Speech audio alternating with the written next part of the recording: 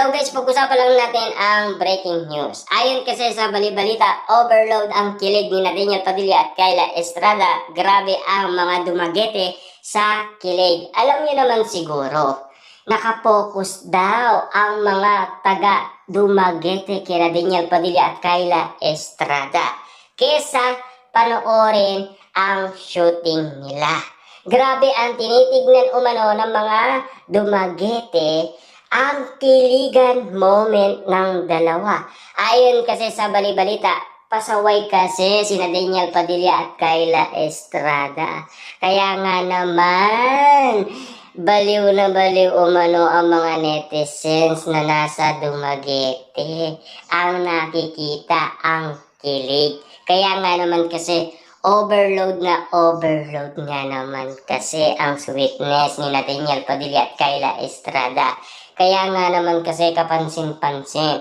Grabe, unlimited nga naman kasi ang mga nangyayari kina Daniel Padilla at Kyla Estrada. Ang pinagmamasdan ng marami, sila lang dalawa.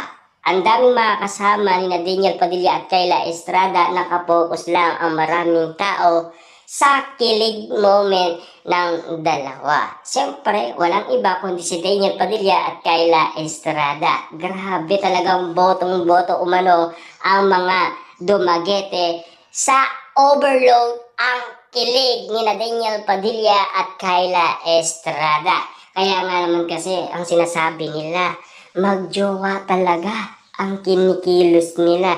Grabe, super unlimited talaga na talagang totoo na ang mga galawan nila. Hindi naman kasi para sa shooting lang. Para daw ito sa mga nagmamahalan tulad ni Daniel Padilla at Kyla Estrada. Yun kasi ang mga napapansin nila. Yun din kasi ang nakikita nila. Grabe, talagang minamata ang kilig at ang sweetness, lalong-lalo na ang lambingan, pati na ang arutan at kulitan ng dalawa. Kaya nga naman kasi walang tigil ang titig umano ng mga netizens kina Daniel Padilla at Kyla Estrada. Talagang hindi mo mapipigilan ang mga matang lawin sa social media.